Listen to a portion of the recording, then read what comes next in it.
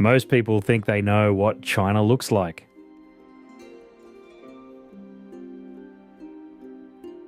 But far from the cities are places you've probably never seen. And maybe never even heard of.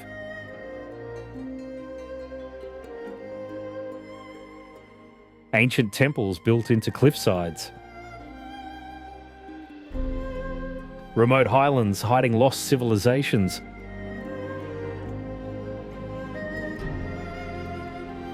And landscapes that feel more like another planet.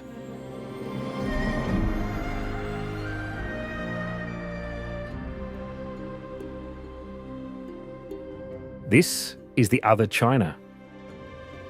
The one the world almost forgot.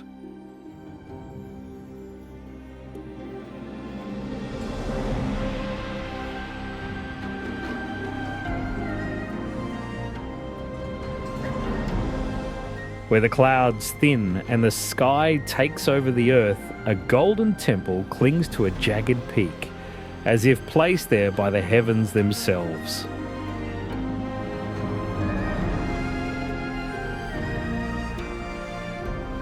This is Laojun Mountain.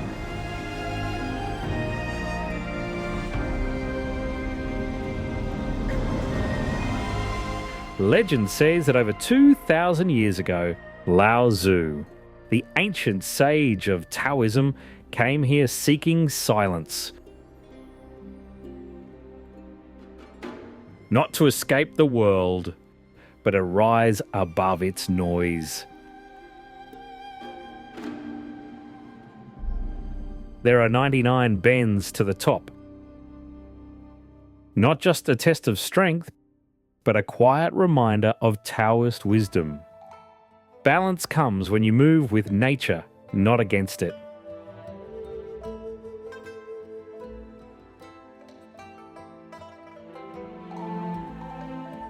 Above 2,000 meters, the world below disappears, and only stillness remains.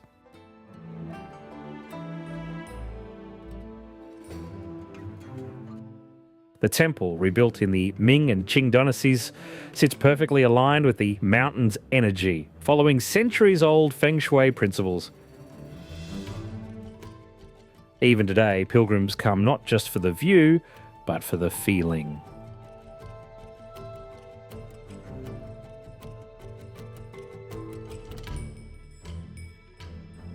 Because standing here, where philosophy meets sky, it's easy to believe that truth lives somewhere above the clouds.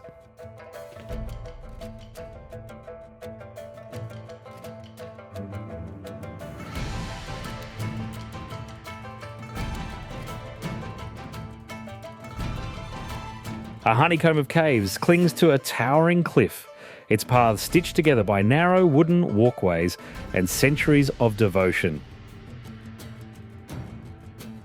This is Maijishan, the wheat stack mountain, named for its rounded shape, but remembered for what lies within. Since the 4th century, monks and artisans carved over 7,000 sculptures into its rock face. Many built from wooden frameworks covered in clay, shaped with exquisite care. From palm-sized Buddhas to giants towering 16 metres high, their features tell a larger story.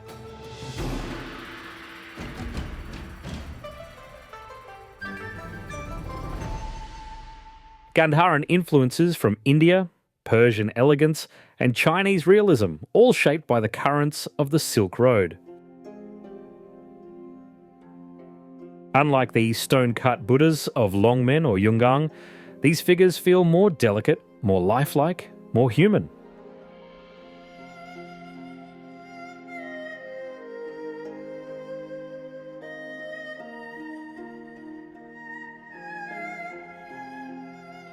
Over 12 dynasties, Maijishan became a sanctuary for spiritual seekers and a canvas for evolving faith, each cave capturing a different moment in Chinese religious history.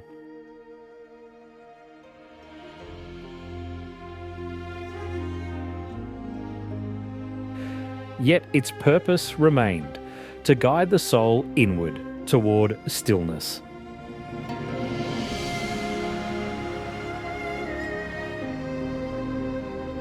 Built into a fault-lined cliff, it has survived earthquakes, empires, and silence. What remains is more than art. It's a meditation carved into the bones of a mountain.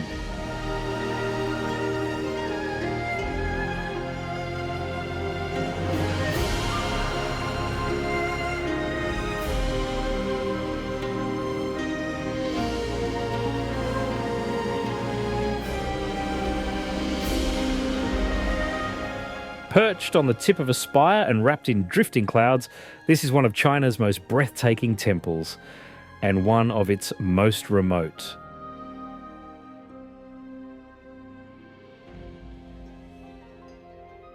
This is Guanyin Temple.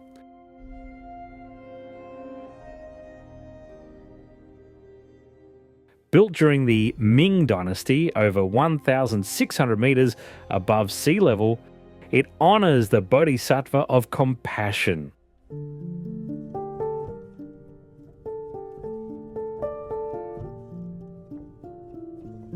The summit is too narrow for more than a prayer.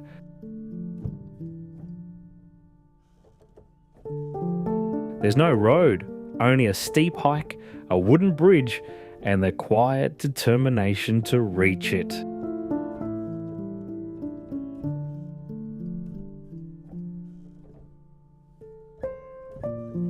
Locals believe that prayers offered here rise straight into the sky.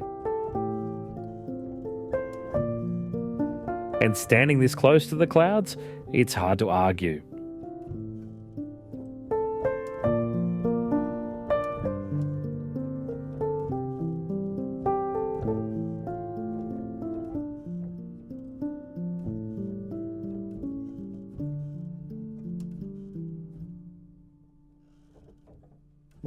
At first, it looks like a red wave.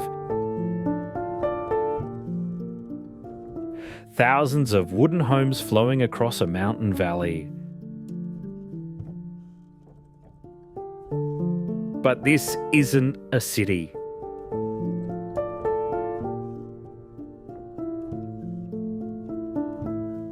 This is Larung Ga, the world's largest Tibetan Buddhist academy.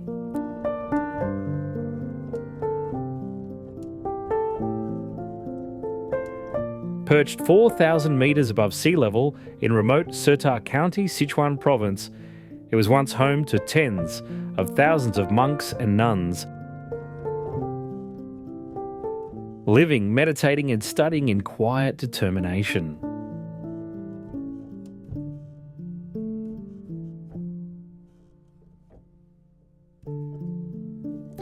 The settlement is divided into male and female quarters, and everything here is self-contained. Dorms, temples, libraries, even cremation sites. The academy was founded during the post-Cultural Revolution revival of Tibetan Buddhism, when faith returned quietly to the mountains. The Nyingma school, one of the oldest traditions in Tibetan Buddhism, remains central to its teachings.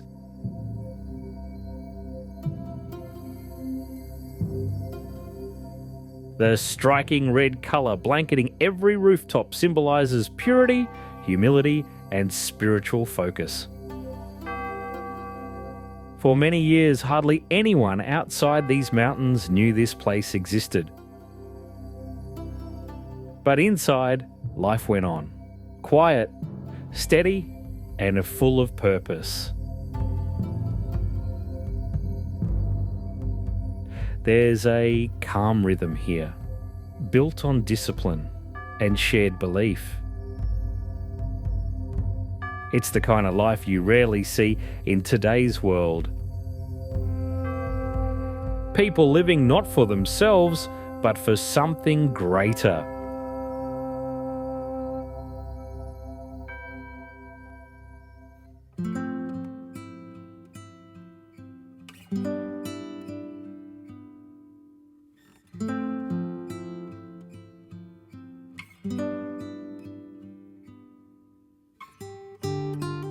Banjingshan is one of China's 5 sacred Buddhist mountains.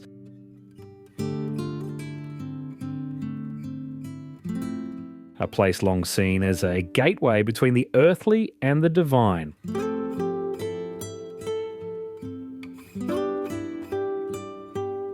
Its most iconic feature is the Red Cloud's Golden Summit,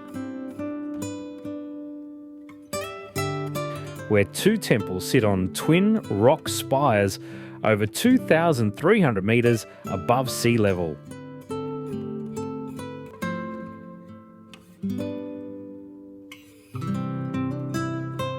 One is said to be dedicated to Maitreya Buddha, the other to Shakyamuni.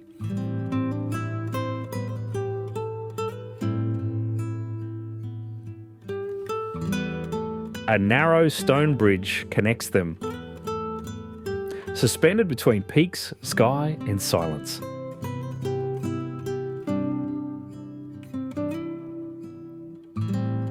The name Fanjing comes from Fantian Jingtu, meaning Brahma's pure land, and the summit is believed to be the future site of enlightenment for Maitreya Buddha in the Mahayana tradition.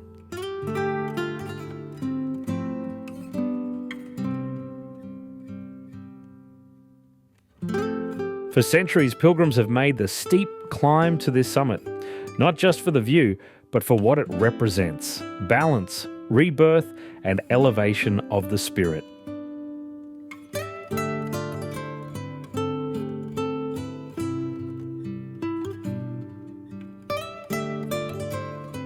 The dramatic split of the summit reflects Buddhist ideas of duality: 2 paths, 2 states of being, 1 sacred purpose.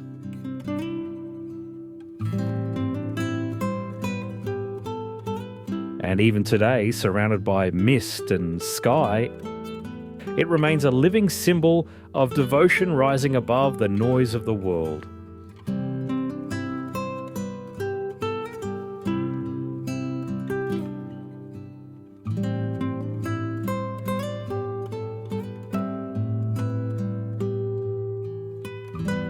In the rolling hills of Guizhou stands a formation that looks too deliberate to be natural.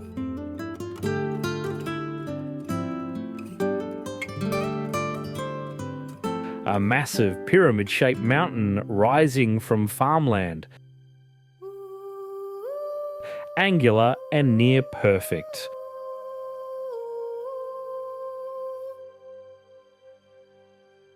Locals have long wondered whether it's a geological coincidence or something more.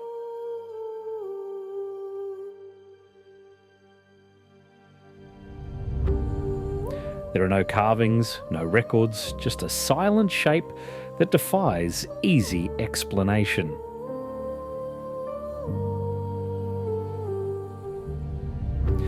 There's no myth to guide you, no plaque to read. Just the quiet pull of a place that feels intentional in a world full of questions.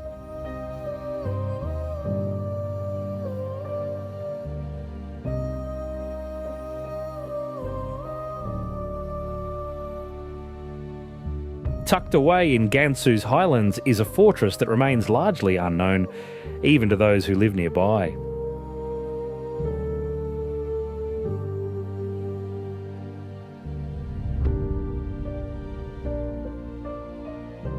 The Ganjia octagonal fortress takes its name from its rare 8-sided shape, an architectural anomaly in Chinese history.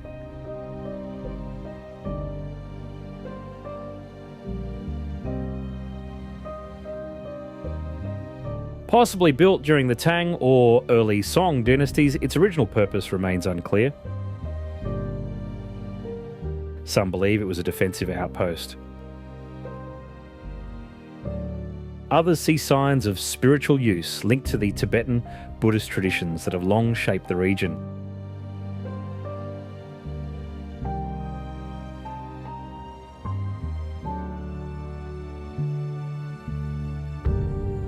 Its location tells part of the story, set at a crossroads between Han Chinese and Tibetan cultural zones, where military strategy often overlapped with religious life.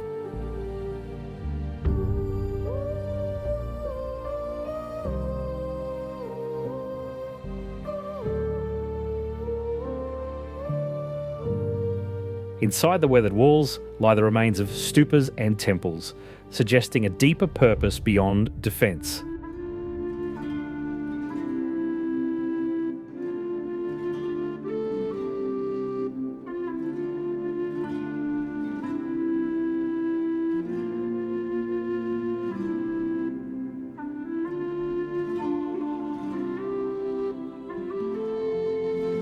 The octagonal layout may reflect Tibetan cosmology, where 8 directions symbolise balance and unity.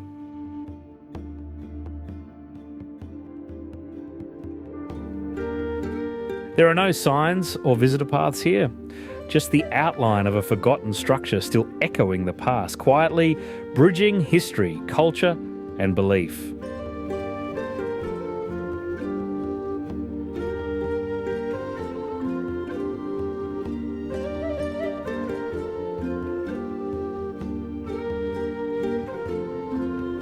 The journey begins at the base of a cliff.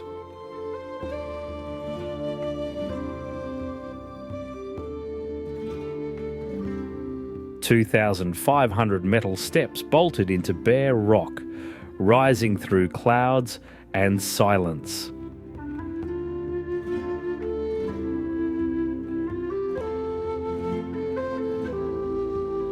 Until 2016, there were no stairs. Only vine ladders swaying against a 1,400 metre drop.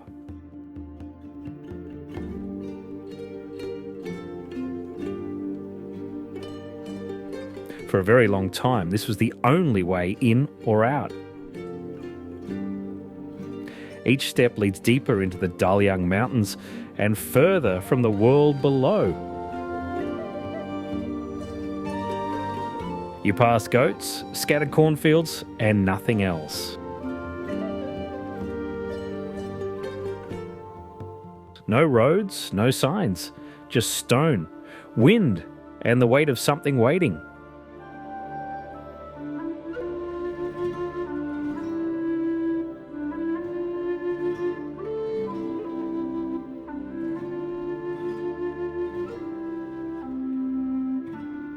Then, almost without warning, the cliff levels out and a village appears.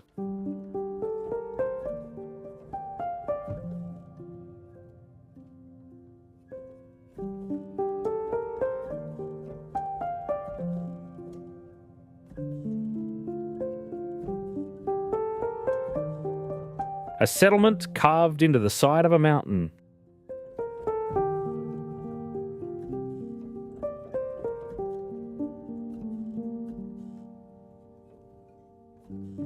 Here, the Yi people have lived in isolation for centuries.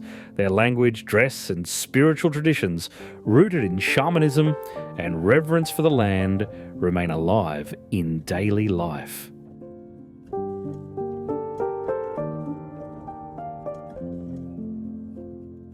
It's not a place designed to be found.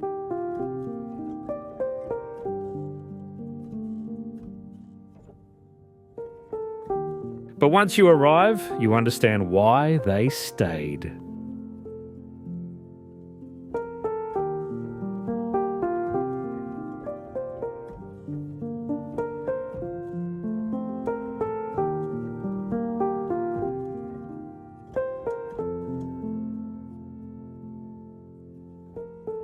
Shaped by hand over more than 1,300 years, the rice terraces of Yuanyang cascade across the mountains like ripples of time.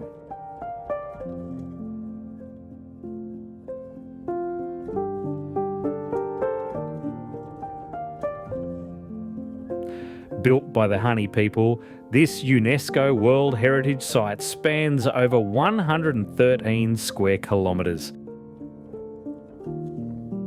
An intricate agricultural system powered by gravity-fed spring water and generations of collective wisdom.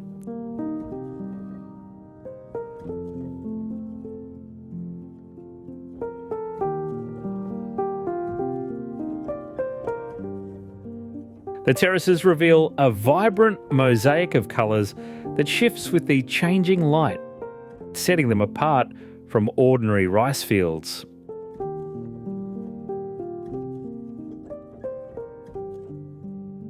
Hani cosmology, animism and feng shui guide the design of the land and the cultivation of life.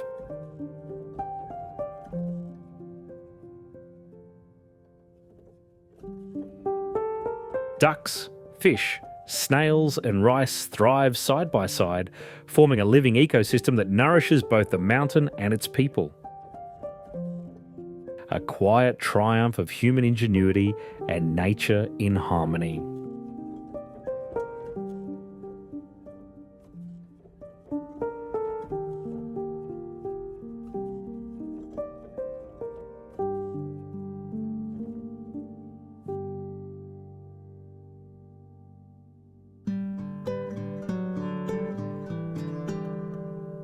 It feels like a place painted from memory. Drifting boats between fields of lotus, narrow paths above still water, islands dotted with blossoms, and karst peaks rising like shadows beyond the green. The land is quiet, but never still.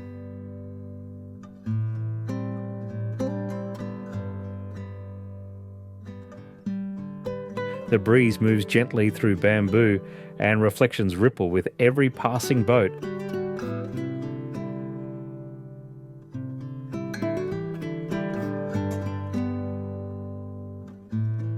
And then, almost hidden behind the cliffs, a small village appears.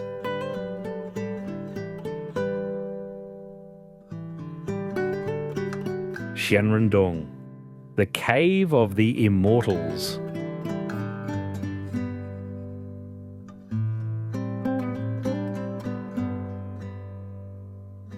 Built partly into stone, it's said to have once sheltered Taoist hermits seeking peace beyond the world. A few families still live here, growing rice and herbs as if untouched by time.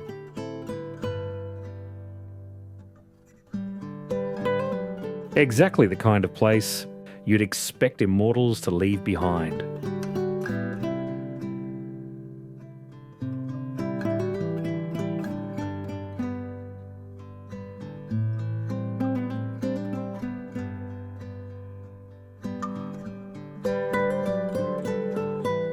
There are places that feel imagined, too dramatic, too balanced, too dreamlike to be real. Wangxiangu, the Valley of Immortal Gazing, is one of them.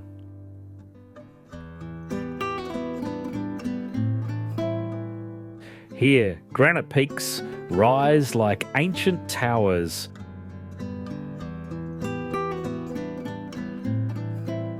Mist slips through the trees.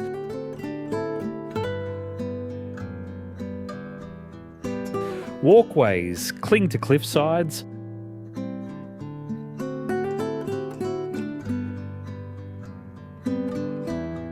And waterfalls fall into still pools so perfectly placed.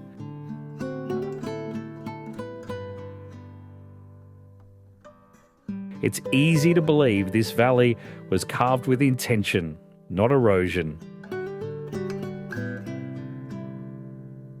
In Chinese culture, places like this are more than beautiful, they're spiritual. The valley recalls the timeless idea of Shanjing, immortal realms, found in Taoist texts and classical paintings.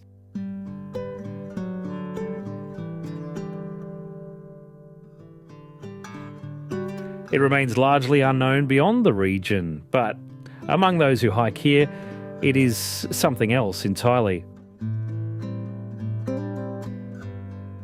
Not just a place to walk, but a place to wander inward.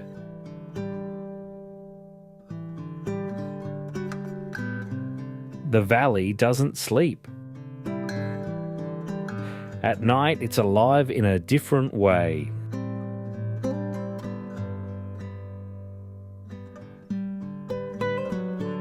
Lanterns draw the eye, movement fills the space, but somehow it all feels more human.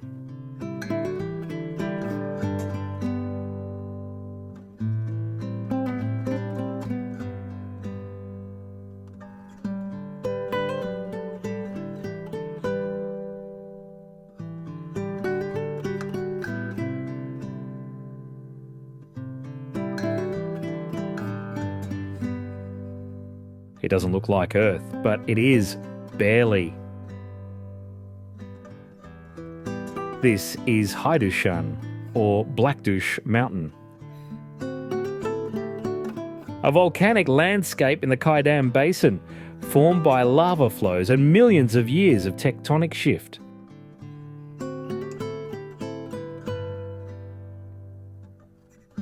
Stark, jagged and silent, it's been called Mars on Earth for good reason. There's no water, no plants, just black ridges torn by wind and time.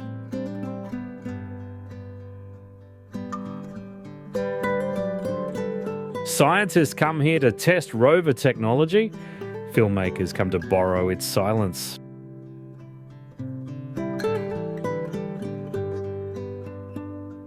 But few travellers ever reach this place.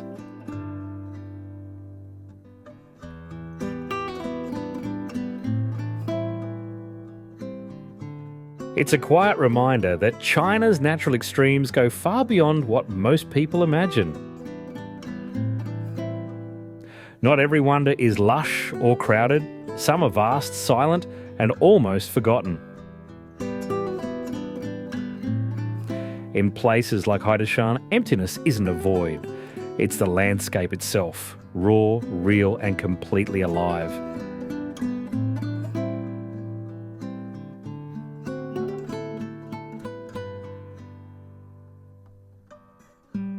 The Kaidam Basin doesn't stop at silence and stone. Keep going, and the land begins to shimmer.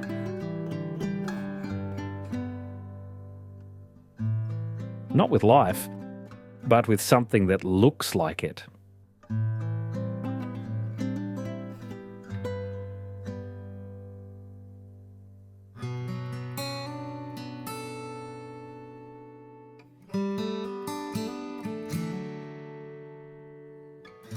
This is Jade Lake.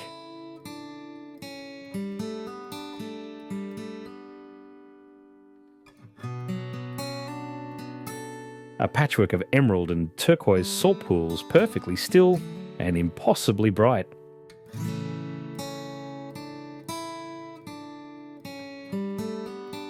Formed by salt mining, not nature, yet more beautiful than any design.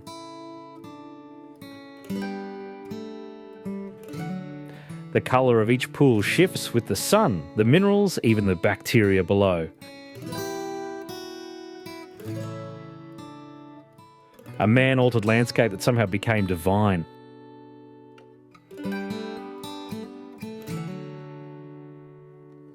And just beyond it, something more volatile.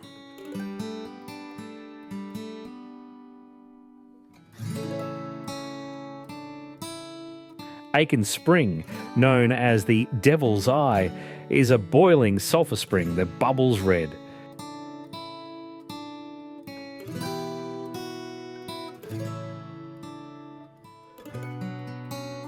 Gases hiss from the earth. Rings of heat-loving bacteria stain the ground in vivid bands. The air smells of minerals. The land feels unstable. Scientists come here to study extreme environments.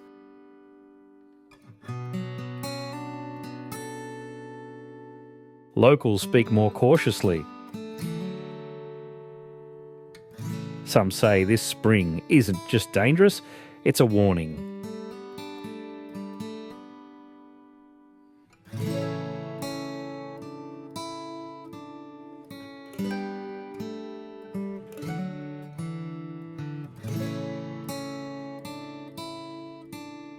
It looks like a painting, but it's real.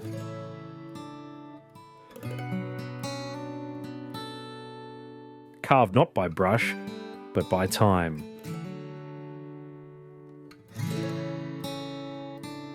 Zhangyadanxia formed over 24 million years as sandstone and minerals settled in layers, then rose, cracked, and folded into waves.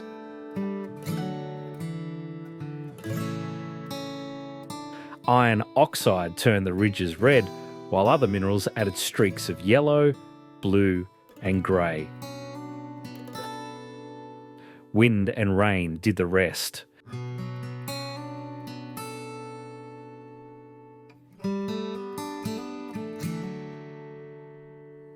This Rainbow Mountain is one of China's most iconic landforms, and part of a UnrealLandscapes hike found only in China.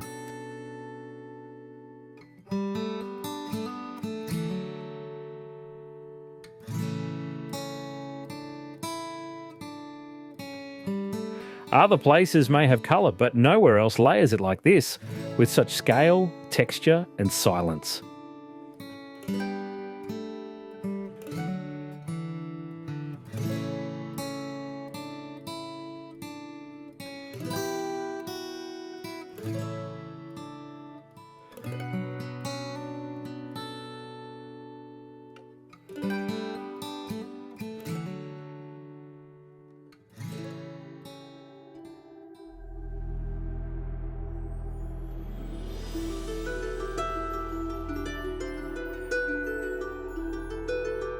In the middle of the Gobi Desert, surrounded by golden dunes, there's a shape that seems too perfect to be real.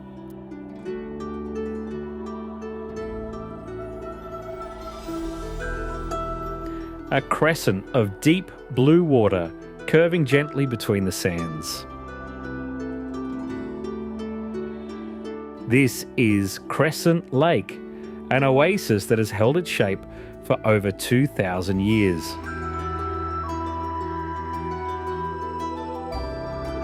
Despite the dry winds and shifting dunes of Mingsha Mountain, the water never disappears, fed by a hidden underground spring.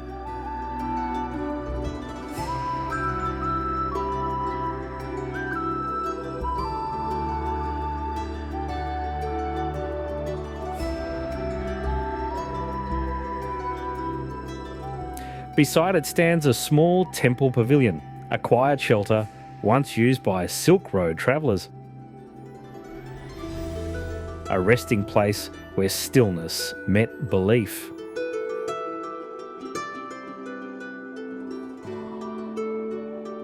Even now, reeds grow at its edge.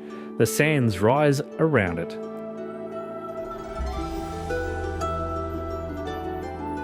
And the crescent remains a quiet symbol of resilience, balance, and the wonder of surviving in the harshest places.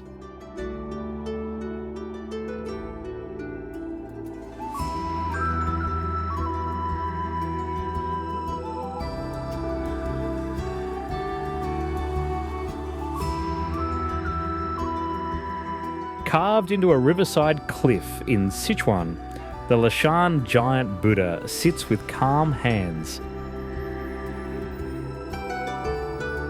and a gaze that's watched over water and pilgrims for over 1,200 years.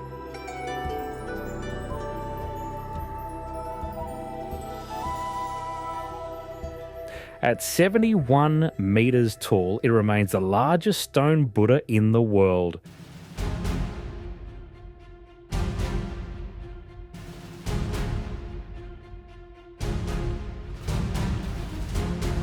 It took 90 years to carve, all by hand, beginning in the Tang dynasty.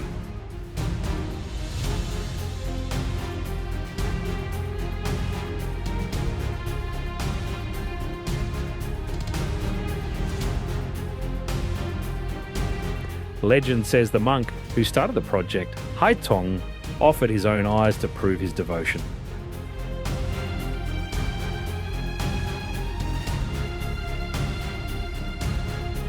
But this wasn't just a monument, it was protection.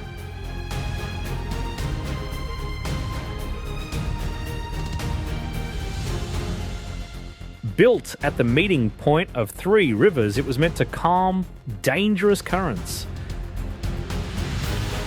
And it worked.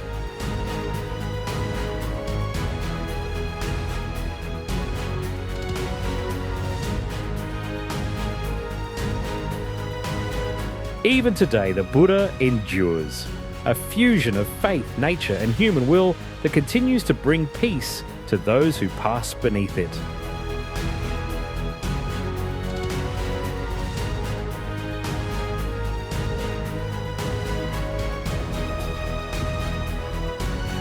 In this place, mountain and meaning become one. As the local saying goes, the Buddha is a mountain and the mountain is a Buddha.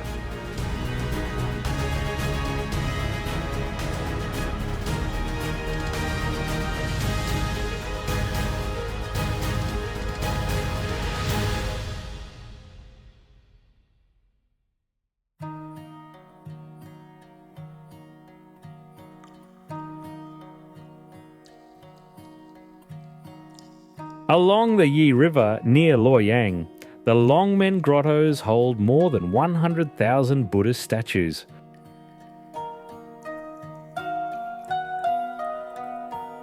From towering Buddhas to tiny, delicate figures just centimetres tall.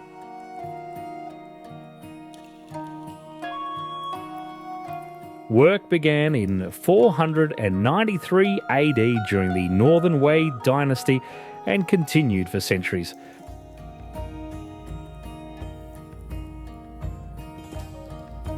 The most famous of them all, the 17-metre Vairocana Buddha, was commissioned under the rule of Empress Wu Zetian, the only female emperor in Chinese history.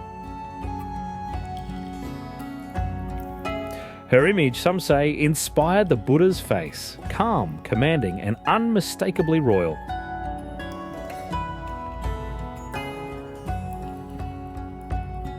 More than 2,300 caves and niches line the cliffs, filled with inscriptions, prayers, and carvings that trace the evolution of Buddhist art. From Indian-influenced forms to a distinctly Chinese style. These grottos weren't just religious, they were political. Created in a Confucian world, they used faith and art to project imperial authority, turning devotion into a tool of order and unity.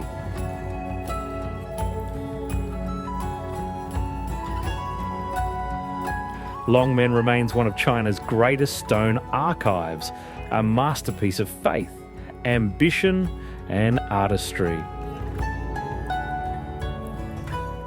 And even now, the faces in the cliffs watch in silence.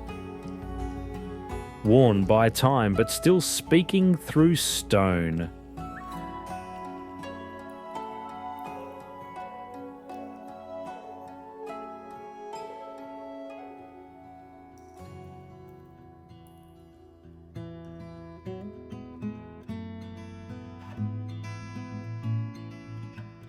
Across the farmlands of Kaiping stand over 1,800 fortified towers, the Kaiping Diaolu.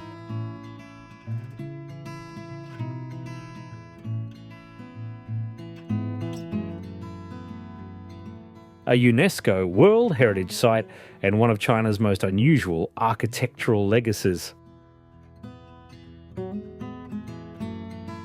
They were built in the late Qing and early Republic periods by overseas Chinese returning from Southeast Asia and the Americas. Concrete was rare at the time, but these towers rise boldly with Roman columns, Baroque domes, and traditional Chinese roofs, combining global ideas with local values. They were homes, watchtowers, and monuments to wealth, but not vanity. Each one embodied a deep-rooted Confucian ethic. Protect the family, honour the ancestors, strengthen the village. This was a time when China was changing fast. And here in one place, migration, modernity, defence and tradition collided to create something entirely new. No other region in China or the world holds this fusion at such scale or historical depth.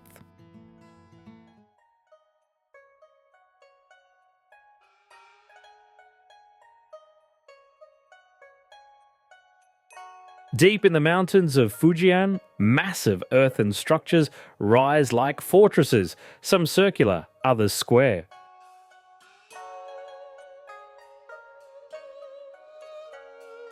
These are the Tulu, built by the Hakka people centuries ago as fortified homes for entire clans.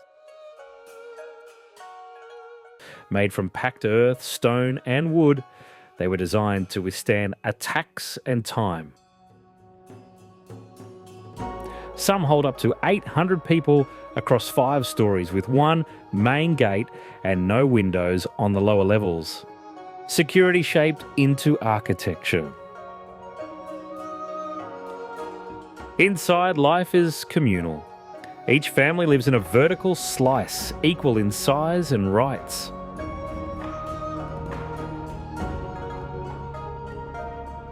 They embody Confucian ideals, harmony, hierarchy, and collective living, all built into the walls.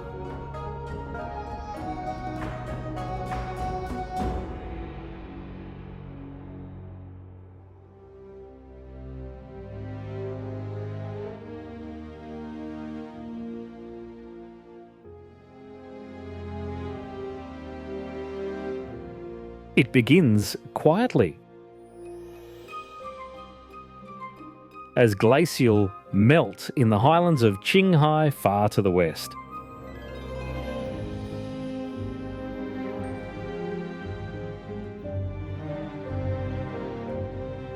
But as it winds east, the river deepens, darkens, and begins to carry more than just water.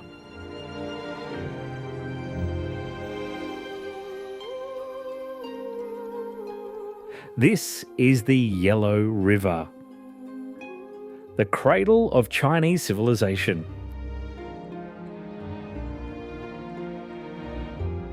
It fed the first cities. It shaped dynasties. It whispered through ancient poems and carved through the hearts of mountains. For over 5,000 years, it's been called the Mother River, not because it's gentle, but because it gave life through chaos. Its floods destroyed empires. Its silt built farmlands. Its spirit became part of the land.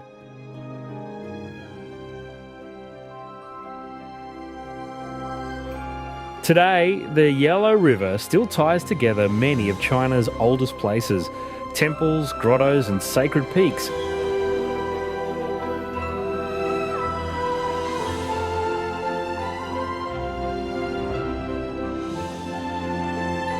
A current of memory beneath stone and soil.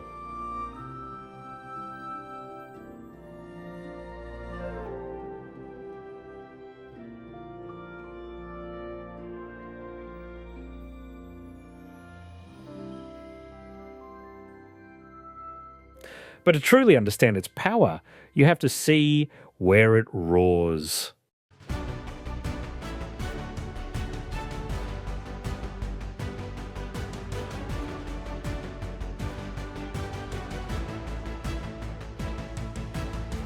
This is Huku Waterfall.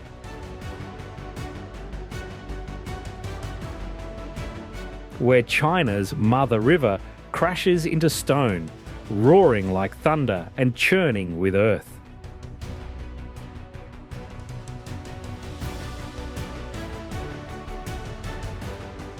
Its name means teapot spout, as if the river is being poured from the sky itself.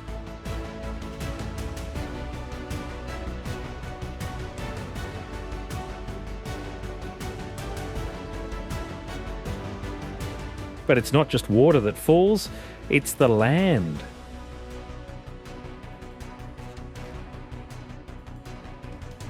Carrying the weight of centuries, the river is thick with loess, fine, wind-blown silt from the highlands. That's what gives it its colour. Depending on the season, the cascade widens from 20 to 50 metres.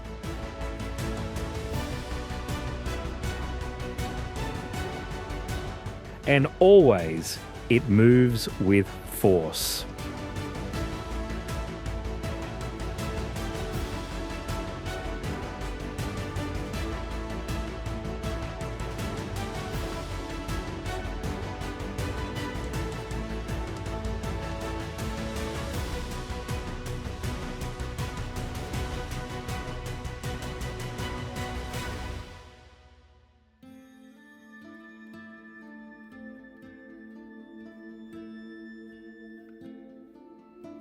In the far reaches of Hunan, the earth rises, not in mountains, but in pillars.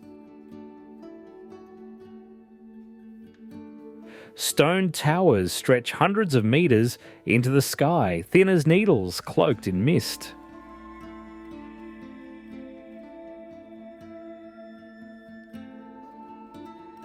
This is Zhangjiajie, a place that doesn't just look surreal, it feels imagined.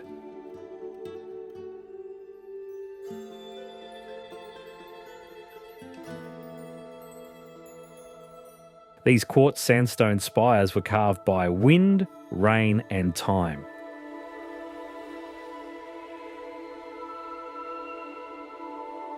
But what they inspired was something far newer: the floating mountains of Avatar.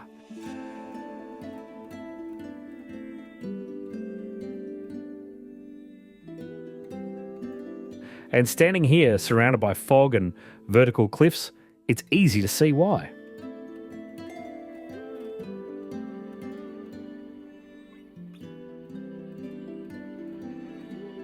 Long before Hollywood found it, Zhangjiajie lived in the Chinese imagination as a vision of Shanjing, the immortal realms of Taoist legend. In art, in myth, and now in reality, it represents escape. From gravity, from noise, from the world below.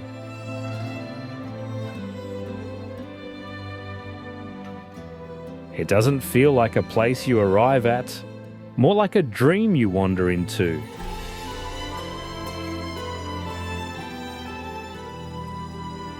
And never fully leave.